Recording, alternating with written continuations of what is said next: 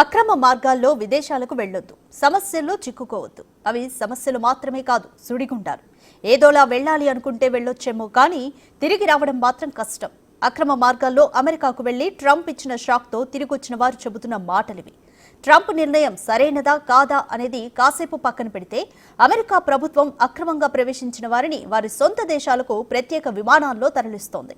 ఇది కొంతవరకు గొప్ప విషయంగానే చెప్పుకోవాలి.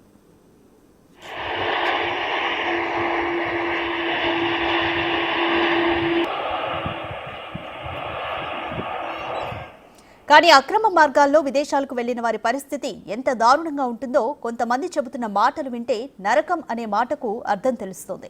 పంజాబ్కు చెందిన హర్వీందర్ సింగ్ అనే వ్యక్తి అమెరికాలో వర్క్ వీసా కోసం ఓ ఏజెంట్కు 42 లక్షలు ఇచ్చి మోసపోయాడు. కానీ ఎలాగైనా అమెరికా వెళ్లాలని నిర్ణయం తీసుకుని కొని తెచ్చుకున్న సమస్యల గురించి ఆయన ఇలా చెప్పుకొచ్చాడు.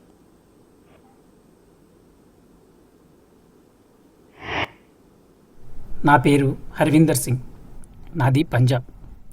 వర్క్ వీసా కోసం ఓ ఏజెంట్కు 42 లక్షలు ఇచ్చి మోసపోయా. ఎలాగోలా బ్రెజిల్ వస్తే పెరు విమానం ఎక్కిస్తానని ఏజెంట్ చెప్తే ఆయన మాట నమ్మి నేను బయలుదేరా. ఢిల్లీ నుంచి ఖతార్కి వెళ్ళా, అక్కడి నుంచి బ్రెజిల్కి వెళ్ళా. అక్కడి నుంచి అమెరికాకు వెళ్ళడానికి నరక యాతన పడ్డా.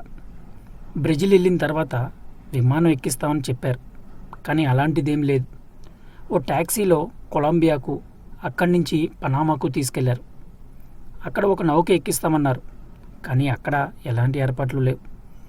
2 రోజుల పాటు అక్రమ మార్గంలో ఎక్కడికో తీసుకెళ్తున్నారు. తెలిసిన వారు ఎవరూ లేరు. అది మనకు తెలిసిన ప్రాంతం కాదు. అదృష్టం ఉంటే బతుకుతా, లేకపోతే చచ్చిపోతా అనుకున్నా. 2 రోజులు అలా వెళ్ళిన తర్వాత పర్వత మార్గంలో మళ్ళీ ఎక్కడికో తీసుకెళ్లారు. మెక్సికో సరిహద్దుకు వెళ్ళిన తర్వాత మమ్మల్ని ఒక చిన్న బోట్లో కుక్కేశారు. 4 గంటల ప్రయాణం తర్వాత బోటు తిరగబడింది. ఈ ప్రమాదంలో ఒకరు చనిపోయారు. పనామా అడవిలో మరొకరు చనిపోయారు. ఇన్ని సమస్యలు ఎదుర్కొని అక్కడికి వెళ్ళిన ట్రంప్ నిర్ణయంతో తిరిగి వచ్చేసా. ఇన్ని సమస్యలు అవసరమా చెప్పండి?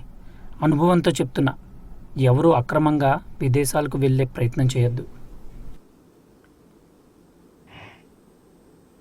ఇవి హర్వీందర్ సింగ్ చెప్పిన మాటలు. సుఖ్పాల్ సింగ్ అనే మరో వ్యక్తి కూడా ఇలాంటి అనుభవాన్ని చెప్పుకున్నాడు.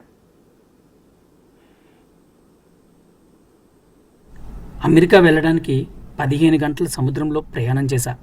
ఆ తర్వాత 45 కిలోమీటర్లు పర్వత మార్గంలో తీసుకెళ్లారు. ఈ మార్గాల్లో ఎవరైనా గాయపడితే అంతే సంగతి, దిక్కు మొక్కు ఉండదు. చావు ఒక్కటే మార్గం. అదృష్టం కొద్దీ నేను ప్రాణాలతో మిగిలా, కానీ చనిపోయిన వాళ్ళు చాలామంది ఉన్నారు. వెళ్ళే దారిలో ఎన్నో సవాలు చూసా. అవన్నీ భరిస్తూ మెక్సికో సరిహద్దు దాటి అమెరికాలో అడుగు పెట్టే ముందు మాలో ఉన్న ఓ వ్యక్తి అరెస్ట్ అయ్యాడు. అంతే, మమ్మల్ని తీసుకుపోయి చీకటి గదుల్లో పడేశారు. 1 కాదు 2 కాదు, 14 రోజులు సూర్యుడి జాడే తెలియని గదిలో నరకం అనుభవించాం. అందుకే ఎవరూ అక్రమ మార్గాల్లో విదేశాలకు వెళ్ళొద్దు. భారత్కు చెందిన 104 మంది అక్రమ వలసదారులు అమెరికా నుంచి స్వదేశానికి చేరుకున్నారు. ఇందులో హర్యానా, గుజరాత్ నుంచి వెళ్లిన వారు 33 మంది చొప్పున ఉన్నారు. 30 మంది పంజాబ్ నుంచి వెళ్లారు. మహారాష్ట్ర, ఉత్తరప్రదేశ్ల నుంచి 3 చొప్పున ఉన్నారు. చండీగఢ్కు చెందిన వాళ్లు కూడా 2 ఉన్నారు. అమెరికాలో 7 లక్షల మందికి పైగా భారతీయులు అమెరికాలోకి అక్రమంగా ప్రవేశించారని ట్రంప్ ప్రభుత్వం ఆరోపిస్తోంది. అందరినీ త్వరలో పంపించేస్తామని చెబుతోంది.